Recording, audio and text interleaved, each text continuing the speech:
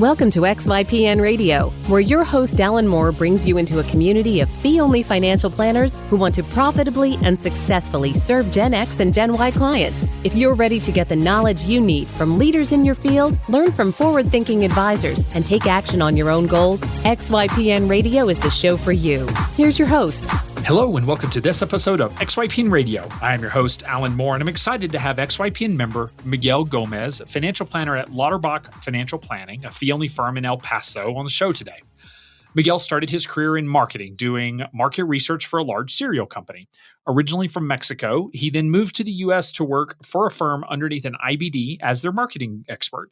He ended up moving to his current firm to fill a marketing role and has spent 10 years basically transitioning into being a financial advisor and now lead advisor. He specializes in working with high net worth, first-generation clients that are Spanish-speaking and has really owned that niche and talked about building the confidence to say no to people that aren't a good fit for him or his firm. He has a podcast that's been running for 5 years now and is averaging up to 15,000 downloads a month. While he hasn't gotten a ton of clients from the podcast, that's not because people that are reaching out aren't a good fit for the current model. So he joined XYPN to start offering a monthly subscription model so he can engage more of those clients. I think he's more worried about staffing the service than finding the clients, as his podcast has such an awesome reach and clearly defined target market. Miguel is in active conversations to become a partner or owner in the firm, so I learned more about that process and, of course, asked the obvious question: why not just start your own firm? His answer will resonate with many listeners, and I think it's important to say that starting a firm isn't for everyone and really should only be done by those who are excited to take it on. Miguel has an awesome career ahead of him in going that firm owner route that doesn't require him to start his own firm. XY Planning Network's annual benchmarking survey is out. Are you curious about the average number of clients XYPN members get in their first year, or how successful niches really are? To answer these burning questions and more, we've again enlisted a professional research firm to complete our annual benchmarking study. Get your copy hot off the press and discover vital statistics such as the median advisor revenue by years in practice and sources of firm growth, from referrals to blogging, social media, and more. Head over to xyplanningnetwork.com/study to purchase your copy today. You can find any of the additional resources that we mentioned during the episode at xyplanningnetwork.com/227. Also, be sure to go to xyplanningnetwork.com/VIP to join our private group just for XYPN Radio listeners. It's the community of advisors we've all been looking for that's there to provide support when we need it the most. Best of all, it's free. I encourage you to check it out. Again, that's xyplanningnetwork.com/VIP. Without further ado, here's my interview with Miguel. Hey, Miguel, welcome to the show, man. Thanks so much for being on. Alan, thank you so much for having me. It's an honor. So let's give listeners just a quick overview of you and your practice. So where you're located, the type of firm that you're at, maybe if you have a niche market, and then we'll dig into the details. Sure. So I work at Lauterbach Financial Advisors. It's a fee-only firm in El Paso, Texas. We manage about $340 million for about 300 families. It's a multi-owner, multi-employee firm. I'm not an owner yet. We're in that process. And I've been in exactly October 28th. It's going to be 10 years since I joined the firm. 10 years. That's awesome. Mm-hmm. Do you have your own book of business at the clients, or sort of your own clients that you're working with? Yes. Yes, I do. Any particular, I guess, common threads between those clients? The majority of them are Hispanics, immigrants in particular. Actually, my official title of the firm is Financial Advisor Hispanic Investors. So I'm focused on the Hispanic community. Yeah. Well, that makes it easier for them to find you. Yes, sir. Yes. So I want to hear a little bit more about your path. So, and I had some notes that you had shared with me to sort of dig into, but you came to the U.S. Well, actually, I want to back up even further, and I want to hear about spending some years in the circus. Can you take me all the way back there, because I think that's awesome. Yeah. So my mom and dad met at a circus, and not because they went to see a show. It's because they worked there. They were in the circus. They were in the circus, literally. My mom rode an elephant, and she also, one of those shows where they tied in some big thread of fabric and they are hanging on the air. That's what she did. And my dad used to sell things in the circus, just selling merchandise there. Okay. So they met, they got married, and I was born, and we lived there until I was about 3.5 years old when it was time to go to school.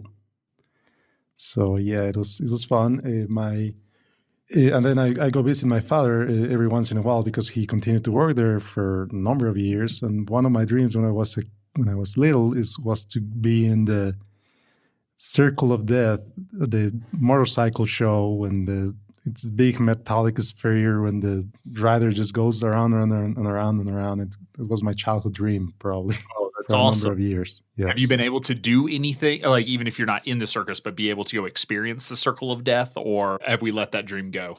That dream went away the first time I rode a motorcycle and I fell down. It wasn't a motorcycle, it was one of those with four wheels. Oh, sure.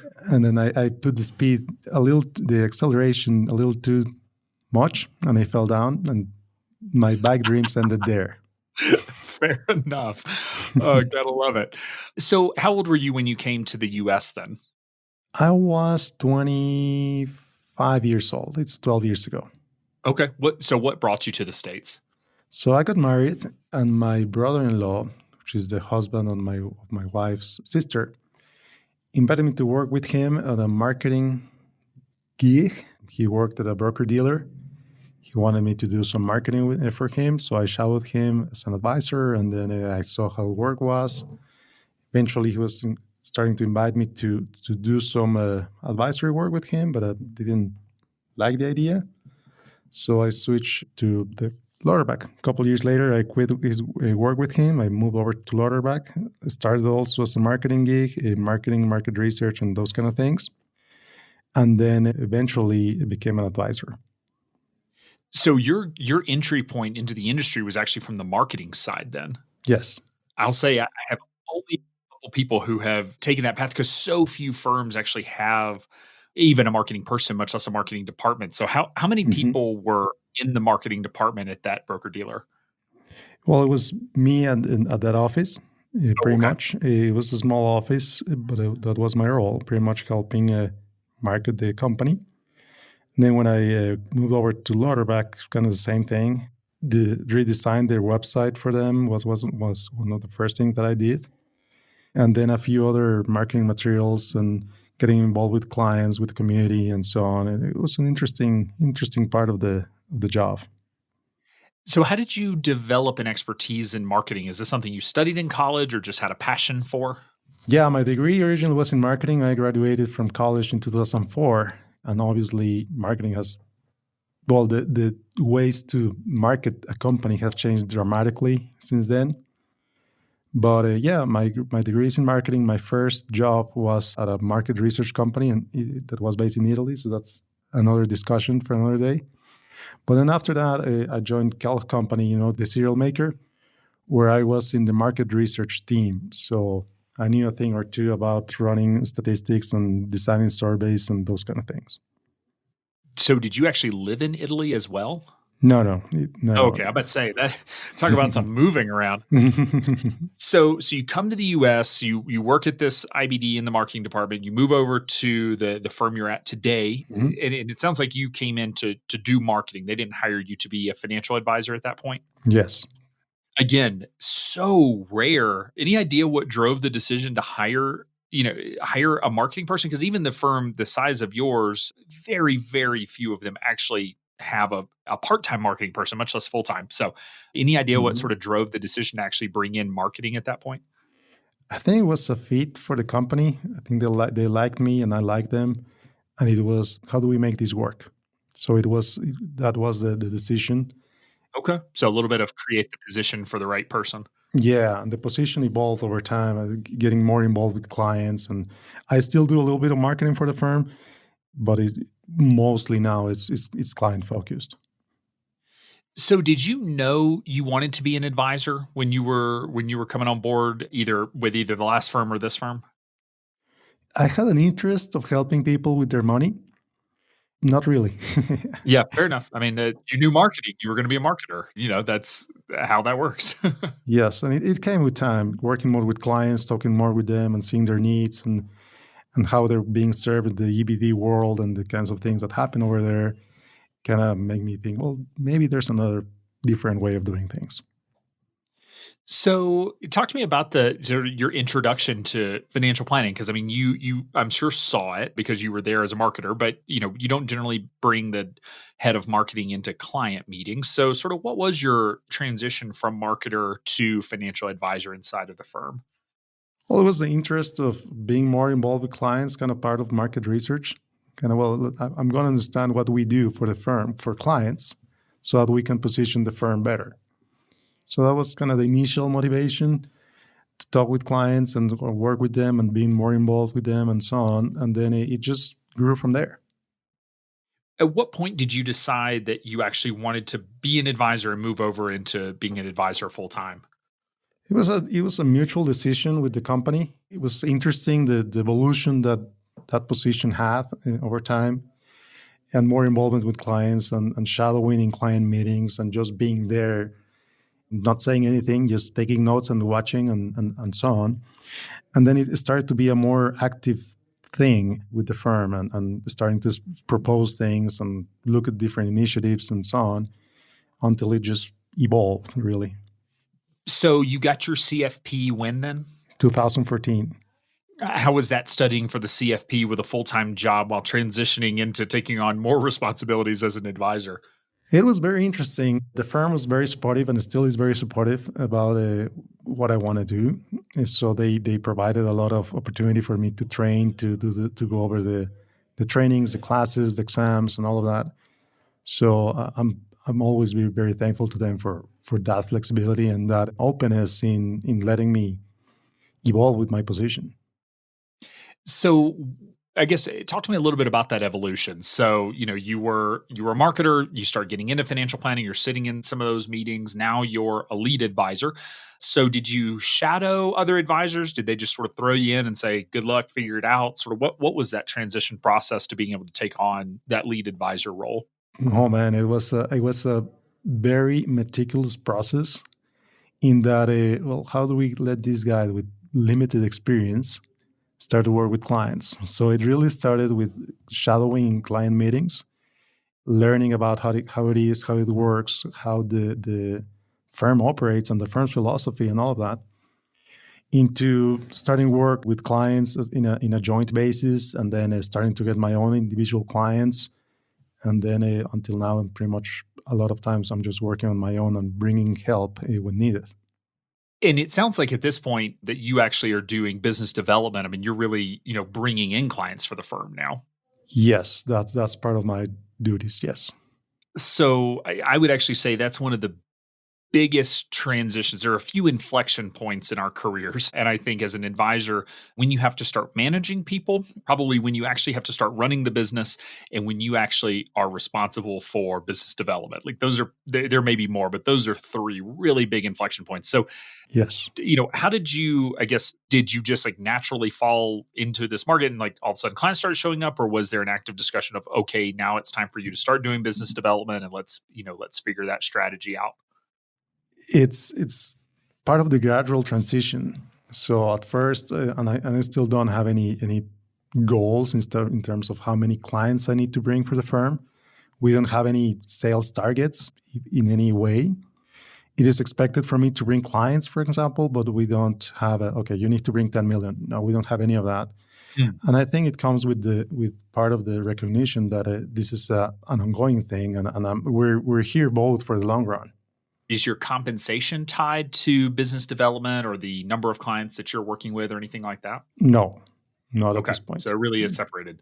Mhm. Very cool. So you have found your niche, which, is something that you are very familiar with from personal experience. And so can you tell me about sort of how, I guess, how you started working with clients in this particular situation? Because, in the end there's, I don't know, thousands or tens of thousands of ways of identifying and targeting a niche. So, you could have gone many different directions, and this is sort of the direction that you found. So, can you just talk to me about how that evolved? Yeah, and it was a very interesting thing. At first it was kind of like not accepting it. Not that I didn't want it, but I was a little hesitant to say specifically that I wanted to work with Hispanic clients. But then the more I did it, the more comfortable I became working with pretty much in my own skin with this particular type of clients, I get more comfortable with it, and then it just grew from there. We find common ground much more faster and easily because we have shared values, we have shared language. Many times our meetings are in Spanish, for example.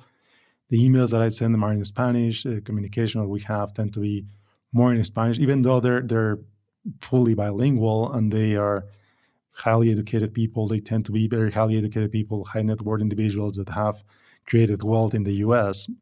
They're still more comfortable speaking in Spanish. So that's what we do. Makes perfect sense. So if you're communicating with clients in Spanish, I remember this coming up. We had a firm early on, she's no longer a member, but was working with, I believe it was Vietnamese clients. And so everything was going to be in Vietnamese. And so and there was a compliance question of your regulator, maybe they can in Texas actually, but most regulators can't read Spanish. Right. So if a regulator comes in and says, show me all your emails from this date, and it's in a language they can't read, there may be a problem. So have you had any conversations around language and translating documents and that sort of thing for your regulator? We have discussions with with the compliance officer here at the firm in that I also know a little bit about compliance. So I'm very careful about what I say, how I say it, etc. And then I make sure that things that I have questions about, I share that discussion with him, and I share with him in English because it's his first language. So we've had those discussions occasionally. It's working out well so far. Okay. Mm-hmm. Yeah, I mean, I imagine it is a little different if everything is in Spanish versus, Right. like the ADV. If you're going to have a Spanish version of ADV, do you have to have an English version? And obviously the regulator has to approve it. Right. And so it is an interesting question that listeners, if you want to go this route, be sure to talk to your regulator about it because, Mm-hmm. it's one thing to know the compliance rules and to follow them and to not, say anything stupid. It is another thing for your regulator to be able to validate it. So Exactly right. Exactly right. And it helps in our case because at least my clients are bilingual. So the agreements are in English, the ADV is in English, everything is in English except for our in-meeting communication or our regular ongoing emails. But yes, I completely agree with you. do any of your clients not speak English, or are you truly only working with bilingual clients? Well, it happens to be, it's interesting. It happens to be that they tend to be bilingual. I have cases where their employees, for example, maybe a car workshop employee, a mechanic, he knows a little bit more of Spanish than English. So, but it's a plan participant, for example. It's not the plan owner in case of retirement plans. Yeah, I mean, because at some point, like you're going to have you're going to have a successful, wealthy person come in that may not actually speak English, or may Mm-hmm. just not want. I mean, there is also like the case of someone who just doesn't want to speak English, even if they can, or doesn't want an agreement in English. They want it in Spanish because that's their native language. So, Mm-hmm. be interesting to see how that just how you handle that. Because again, it makes sense if it's like, okay, well, you also speak English, so let's put the agreement in English. But again, maybe this is a good question for the regulators or the compliance team of what happens if they really do want it in Spanish. Right. So how are you finding success getting clients? So, you've obviously have a background in marketing, so you have a significant leg up on most financial advisors. So talk to me about some of your marketing and sales strategies that you have found that are really effective for you with your target market. Something that's helping me a lot is being in the media. So answering the advisor or the media requests from XYPN or NAPA has put me in front of many media vehicles. And I use that to share with clients or prospective clients to show them, well, here's me, I'm real, here's a real company, and so on. My podcast also has helped somehow in getting not necessarily new prospects or new qualified prospects, but to show people that there's knowledge. So when a prospect asks me a question, I tend to send them the podcast episode where I talk about that, for example. And the interesting thing is we're here in El Paso, and we're the first fee-only firm to open our doors. So we don't have a lot of competition in that regard. So people that are looking for fee-only advisors, we are pretty much very highly rated in Google and other search engines. So that helps us a lot. It's nice to be the only game in town. Mm-hmm. Talk to me about the podcast. That's really cool. So when did you get that started? 5 years ago. And what prompted you to start podcasting? It's interesting because I had a friend in the newspaper and he invited me to write a personal finance column for his paper. And it was in Spanish. So it was just natural when he moved from the paper to a radio station. He asked me to do a weekly column for a radio show. So I did. So since we had the recordings already, I just started to publishing them on a podcast format. And that worked out for a couple of years. And then he left the station, the podcast ended, well, the new show ended, and the podcast ended with it. And I just continued with the show. And how has it grown? Well, I guess, what is the name of the podcast? It's called Dinero en Español, Money in Spanish. So what is sort of the theme or specific topics that you're talking about? Maybe the specific audience that you're speaking to? Yeah, so lately I've been talking about some little bit more complex issues, but still in Spanish. So like behavioral finance and the typical biases, investing biases. I've been doing a series about it. But I've also talked about saving and investing and pretty much basic issues that a lot of people face. That's been the topic that I've been focusing on more on. And also, I've interviewed a few people, entrepreneurs or successful entrepreneurs in Mexico and Latin America that have given me their time to share their experiences. Have you found that the podcast has been successful for getting clients? I mean, have any clients said like, "Oh yeah, I found you via the podcast," or is it, as you mentioned earlier, more of a conversion? Somewhere in the conversion part of the funnel that they find you, but then you send them the podcast. I guess how do you see that working?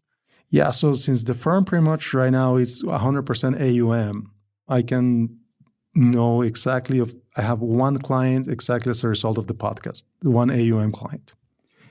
I've had others that have approached me with the interest of becoming clients, and that's really the reason why, or one of the reasons we joined XYPN to develop the subscription-based offering.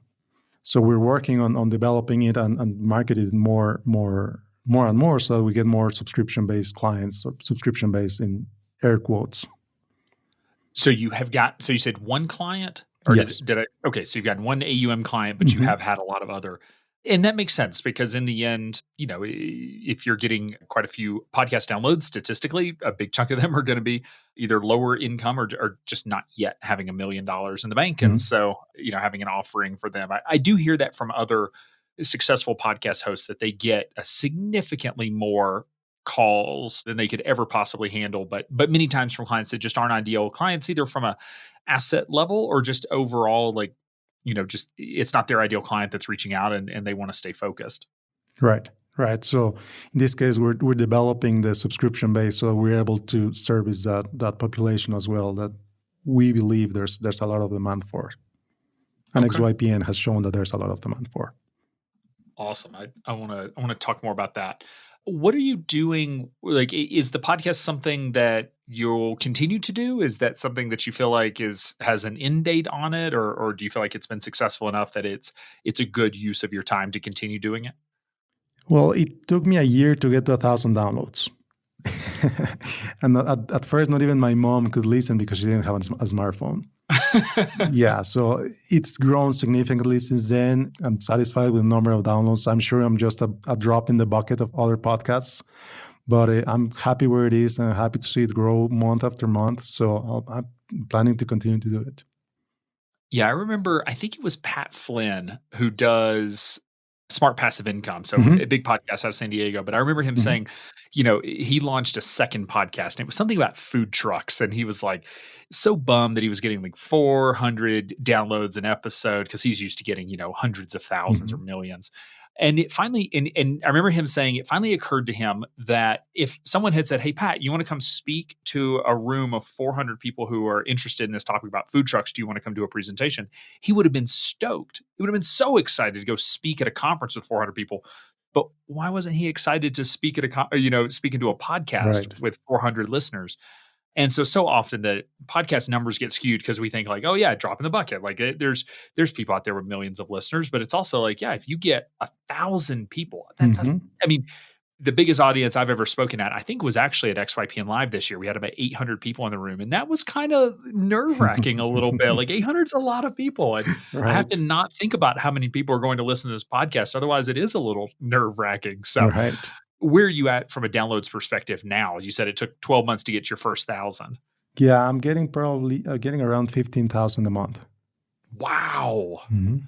Okay, so there you go, 15,000 people. If I told you to go speak to 15,000 people, you'd be sweating bullets. I love it. Exactly. All right. So any other particular marketing that you've done to your target market that you have found has been effective? Yeah, I started a Facebook page also about 4 years ago. Kind of the same thing. It's talking to a lot of people that are not necessarily a fit for AUM, but maybe a fit for a subscription based model. I've got a couple of, probably a handful of potential AUM clients through the Facebook page, but for some reason or another, it didn't work out. So I believe that Facebook will be an interesting thing to do more actively once we have the subscription based offering up and running. Fair enough. So where have your clients come from? I think you said you're managing, you've got 40 relationships. Are Mhm. these relationships that other advisors in the firm have sort of handed off because they were a good fit for you, or is it your own natural network? I guess how are these clients finding you? Yeah, a few of them were assigned from other advisors to me, and then but a lot of them really have come through the website. For example, our website, even though it's a little dated now, and we're working on updating it, we're getting probably one prospect a week emailing us, and out of there we have received very good clients just out of the website. So, and we're working on having a specific marketing budget, disciplined marketing budget for more outreach, for more advertising. We sign up with Snappy Krakens, and I'm just working out on the plan on how we're going to deploy it going forward. So Snappy Kraken, for listeners who don't know, is actually the winner of our first fintech competition. So that would have been Mhm. 4 years ago now in San Diego, I guess was our first one. So it's awesome that they really, after they won our competition, they really pivoted hard into the enterprise space, but they have come back into I'll say the smaller RIA space, which has been great to see. So is that going to be sort of the primary marketing tool, or is that a tool in the overall tool belt that you plan to use from a marketing perspective?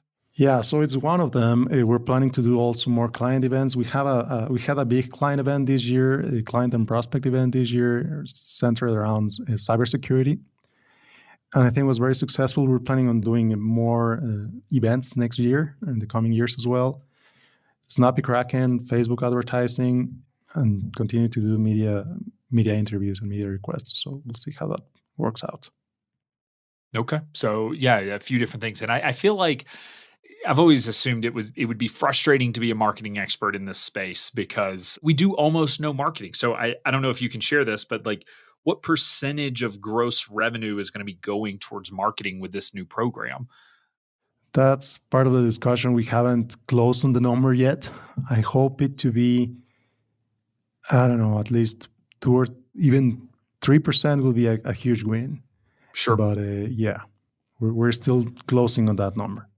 And I think on average firms spend about 2% of their budget on marketing and sales. And Mhm. and I do think that includes client appreciation events Mhm. and that sort of thing. Average, if you look at businesses across the United States, it's a closer to 10%. Right. And it does make me wonder just where would the financial planning profession be if we all spent 10% of our revenue on marketing and sales?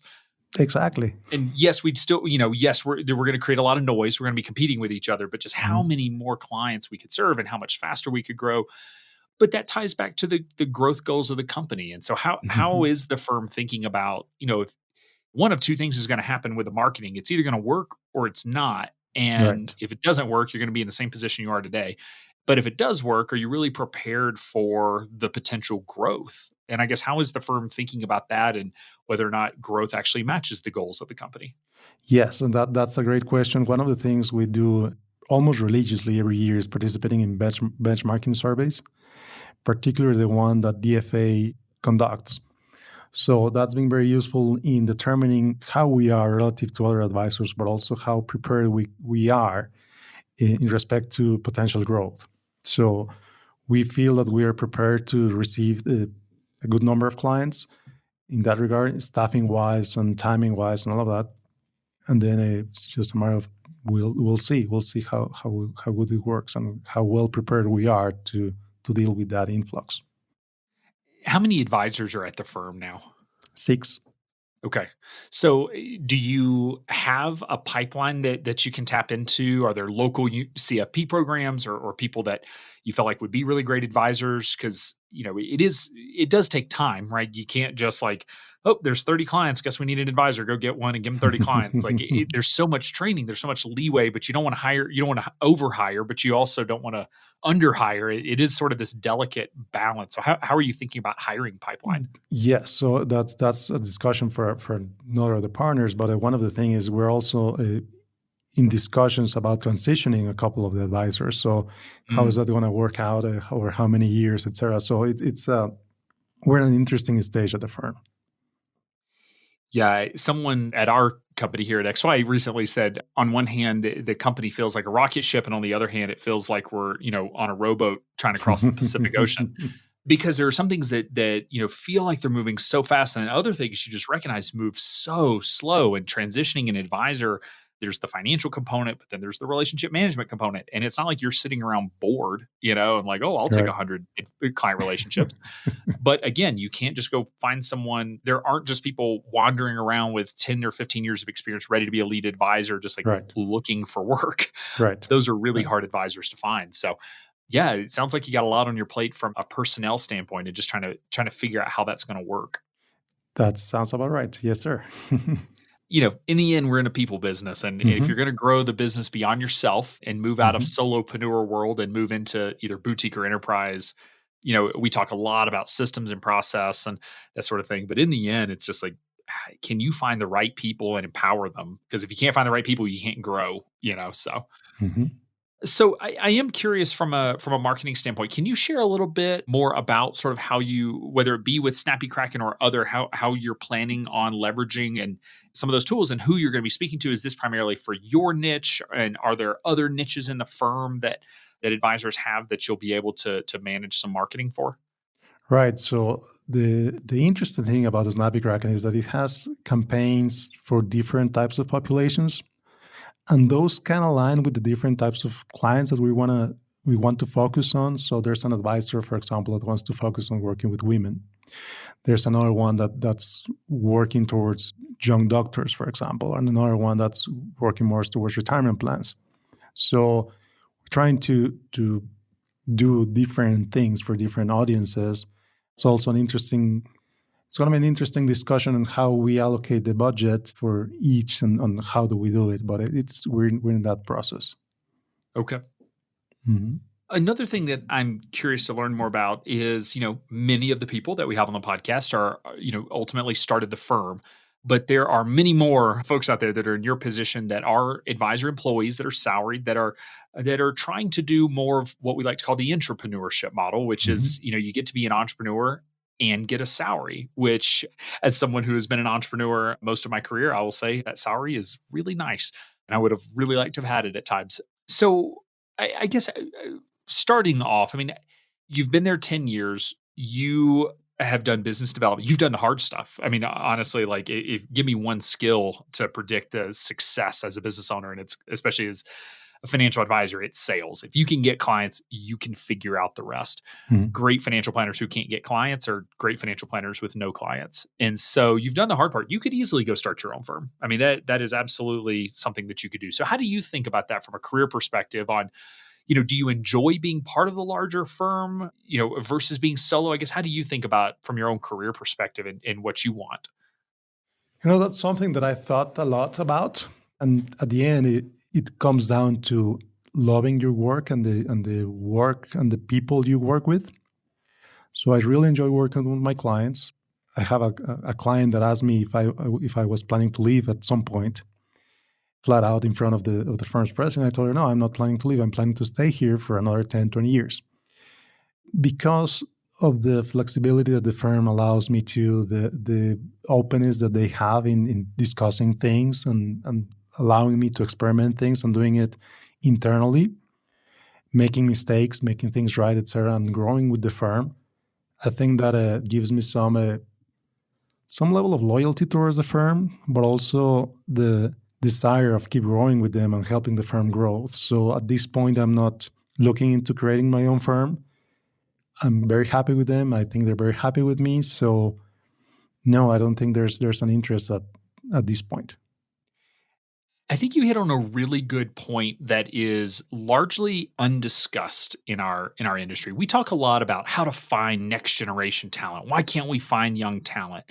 And no one ever actually looks at the firms and says, are these places I really want to work?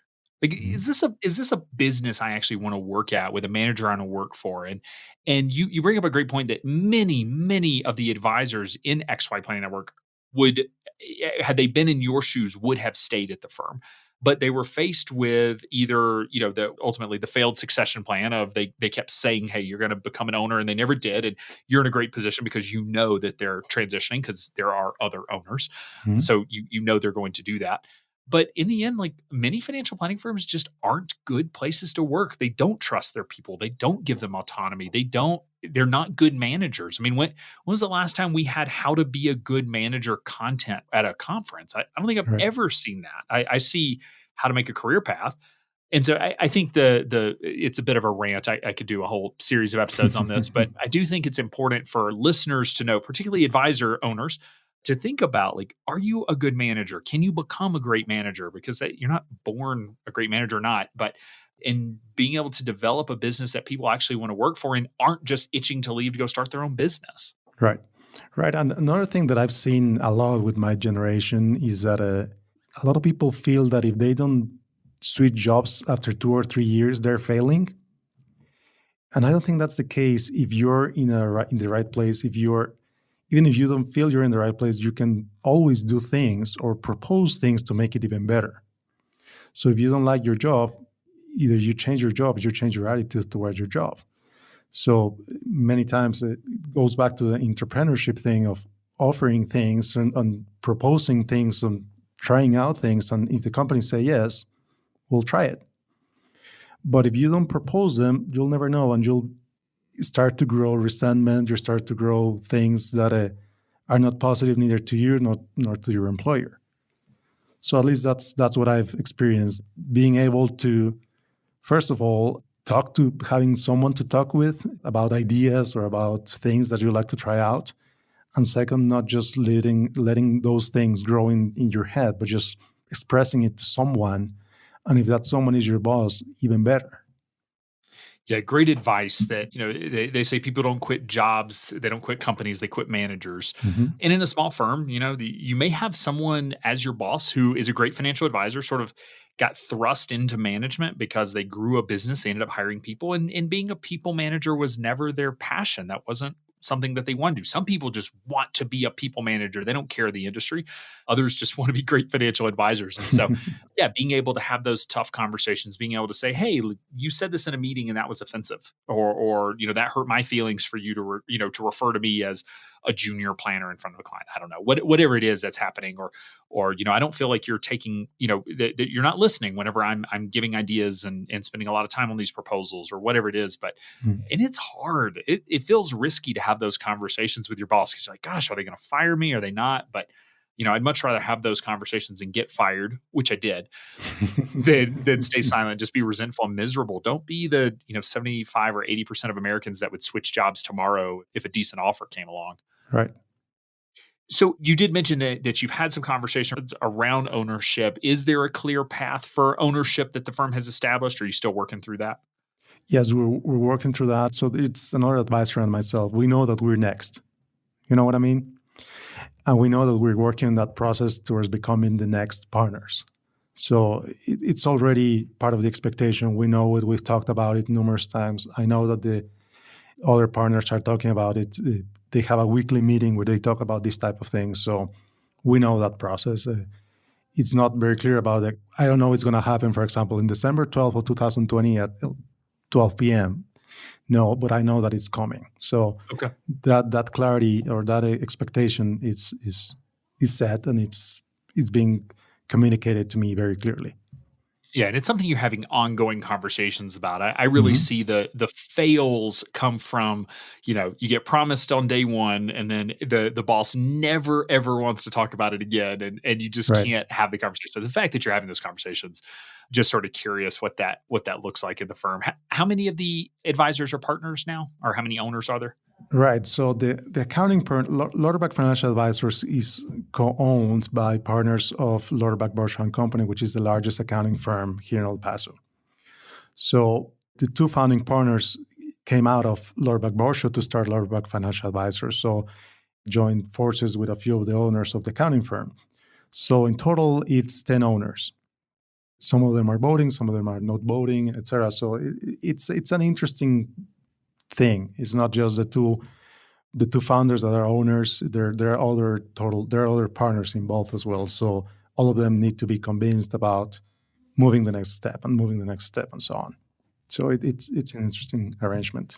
So there is an accounting firm involved. So yeah, tell me about that relationship. And do y'all cross refer clients, or is there a way to, it seems like an accounting firm would be a gold mine of prospective clients, but some CPAs have told me it is, and some has told me they can't figure out how to tap into that market. So Right. Some of our best clients came from the accounting firm for sure. It's not an obligation for them to come with us. It's not an obligation for our clients to go and have their taxes done by the accounting firm. But it's so far it's working out nicely. Some partners are more involved than others in referring clients to the accounting firm, but it's just whatever interests them more, what level of involvement they want their clients to have with the overall firm. It's really up to each partner to decide that part. But it's working out very nicely so far. do you do any work with those CPAs or tax professionals to be able to educate them about financial planning and who they should refer over, who they shouldn't, or are the businesses kept pretty separate? No, we talk. We've had meetings with the partners. We tell them our processes, what we do, what the client experience is, the type of things we do for our clients. Sometimes we even have joint meetings with a client so that they know exactly what we're doing for their clients. And sometimes it's just a matter of emailing them what's happening. But at the end, it's all related to tax planning as well, because they want to know when we did transactions, well, what's the capital gains impact on that, for example, or are they on time with their retirement plan contributions? So should the advisor or should the partner call them to send some funding for the retirement plan and so on? So there's a lot of communication with clients from both sides. So one of the things you mentioned earlier was that there are times where you'll be working with plan participants that, we were talking about whether or not any of your clients don't speak English. Are Mhm. you doing a lot of 401k work, or is that something that the firm does or offers to clients? Yes, we do retirement plans as well. We have our largest plan probably 60, 70 employees, I believe. Okay, so pretty big. There's another one that has about 200, but it's a different type of plan. But yeah, yes, there's a lot of talk with employees. So yeah, tell me about that work, because that's something that a lot of advisors are interested in, is working on the 401k side. Is that Mhm. something you do on your side of the practice at all? A little bit. I assist another advisor to it. He's the more focused on retirement plans, but yes, it's a part of the practice, and I help when needed. Yes. Is that something y'all are going out and actively soliciting clients, and holding yourself out as 401k experts, or is that something a business owner client shows up and says they need services? That's just sort of one on the menu of options that you can, give them to be able to work with them. It's so the marketing part is it's one of the things we're working on to be more focused on that niche, as I alluded earlier. So far, a lot of the retirement plan clients have come from the accounting firm, a business owner that has excess sales or excess profits and just would looking for ways to defer some of that into a retirement plan. As a result, helping their employees as well. All right. I mean, like I said, I love the idea with the accounting practice, just the amount of synergies that you get. Again, some folks can do it well, others really do struggle to get those cross Hmm. referrals, Hmm. and I think it all comes down to just like any center of influence, can you show the center of influence the value of what you do so that they understand it and they'll refer you? Because if you do generic financial planning for all people, it's like, well, they don't know what you do and if they should send a client to you. But if you say, hey, I specialize in working with high net worth, first generation immigrant Spanish speakers, Mhm. it's a little more specific so that when they have Mhm. that client in front of them and they're thinking, gosh, this person does need some more help, they know who to send them to. Right. Exactly right. You hit it right on target. So as you mentioned that part of joining XY Planning Network was actually the ability to, or starting to gain the education and such to be able to roll out a monthly subscription model. Mhm. Is the plan for you to do that work? Are you hiring an advisor to sort of take the lead on that program? Or what's the plan on who's going to work with those clients?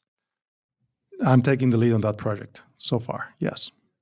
And is it going to be branded sort of the same as the parent company? Is there going to be a separate brand, separate website? Have you made some decisions around that? So far, it looks like it's going to be the same website, the same firm, etc. It's just a different.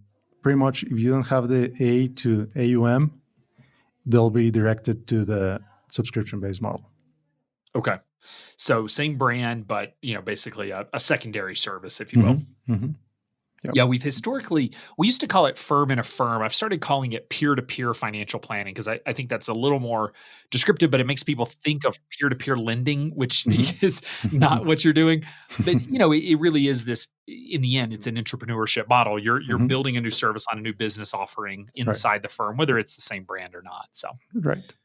So as you're looking out over the next, I don't know, 12, 24 months, obviously you have a huge project here with trying to get the subscription model and that program stood up. I mean, what are some of the other programs or projects that you're thinking about working on that listeners may be interested in hearing about over the next year or two? So the biggest one is the subscription-based, probably even the same size. Now that I think more about it, is having a more conscious marketing offering, Mm. marketing plan. Go back to have a very precise marketing plan, set up a marketing budget and activities, etc. The design for the different niches that we're trying to work on. So those Yeah, things. those are two pretty big projects, I'd say. Hmm. Hmm.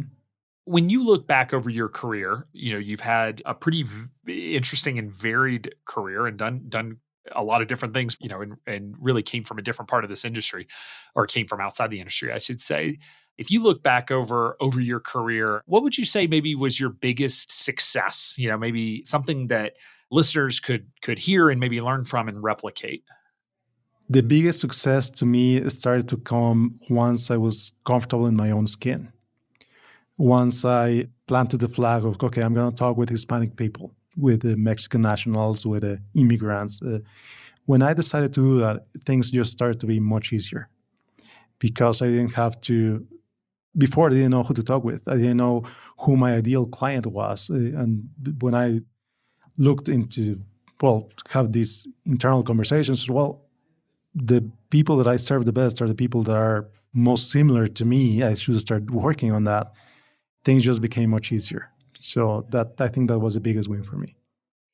And it's really tough to do. I know we pound the table for have a niche, and I do want to recognize that it takes confidence, and it is difficult sometimes to plant your flag and say these are the clients I'm going to work with, recognizing that 98% of the people that could come in your door are not going to be a good fit anymore. Hmm.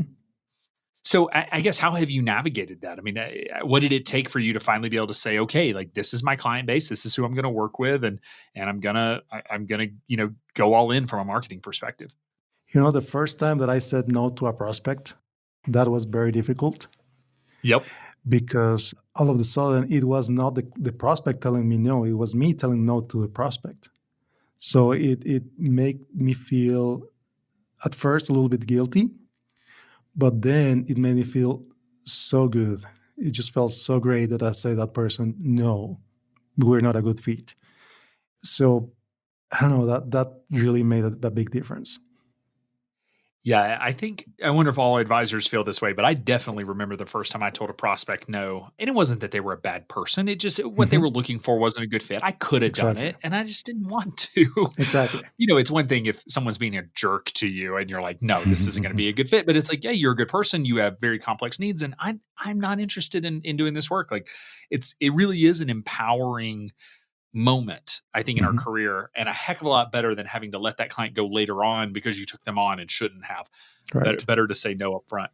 Right. So that was your biggest success. What would you say has been your biggest failure? Like what's the one thing that you feel like listeners might be able to learn from and maybe avoid from your career path? I think I took too long on preparing for the CFP. Oh, really? I think it took me too long just to the study part. I think I just dragged on it so much. There was even a one of the units I made the test and I failed it, and just procrastination or whatever you want to call it, the window to retake the test without retaking the class, I let it lapse. So I had to retake the class again. So I think it took me 3 years to get the CFP when I could have done it much faster. All right, fair enough. I mean that makes sense, and it can be a bit of an ego hit when you fail the Hmm. class, and Hmm. you're plenty smart. Like it wasn't an intelligence thing. It's just and I get it. Sometimes with a CFP and really all exams, you feel like you're Hmm. studying for the test. You're not studying for real life. I've heard mixed reviews that sometimes it's easier when you're a working professional and you're in financial planning to study for the CFP because you have context. But I think you also have real world experience to understand like you do not need to know what a grat or a grut is in all actuality. Like you're never going to use one. But hey, we got to memorize it and be sure we know exactly how they work from a tax perspective, Right. for the test. So yeah, probably a mixed bag. Well, Miguel, as we're sort of coming to a close, I'll ask you the final question. So, if you look back over your career, if there's one piece of advice that you wish you could go back and give your younger self, that one thing that you wish you had known then that you know now, what do you think that piece of advice would be? I think the biggest thing is be comfortable with your own skin. Don't try to be anybody else, just be yourself. And I know it's been repeated so many times by so many people, it sounds almost cliche, but I wish I knew that before. It's hard to do, Hmm. I mean, you start to wonder who you really are. Right. People are like, be authentic. And I'm like, okay, but who is that? Like, which part's authentic and which part's not? Because I don't know. Right. It is much easier said than done, but it is important to remember that you're you and nobody else is you, and you can't be anybody else. I mean, in the end, I think the only way to enjoy it and to have fun doing what you're doing is to do it authentically for you. And so, yeah, I love that advice. Awesome. So, Miguel, thank you so much for taking the time to come on the show and share your story. So, I appreciate the time. Thank you so much. Thank you, Alan. It's an honor and a privilege to be here with you. XY Planning Network's annual benchmarking survey is out. Are you curious about the average number of clients XYPN members get in their first year, or how successful niches really are? To answer these burning questions and more, we've again enlisted a professional research firm to complete our annual benchmarking study. Get your copy hot off the press and discover vital statistics such as the median advisor revenue by years in practice and sources of firm growth, from referrals to blogging, social media, and more. Head over to xyplanningnetwork.com/study to purchase your copy today. Be sure to join our VIP community at xyplanningnetwork.com/VIP to hang out with other XYPN radio listeners, ask questions for future mailbag episodes with myself and Kitsis, and to finally find a community of like-minded financial advisors. Thanks so much for joining me today. We'll see you next time.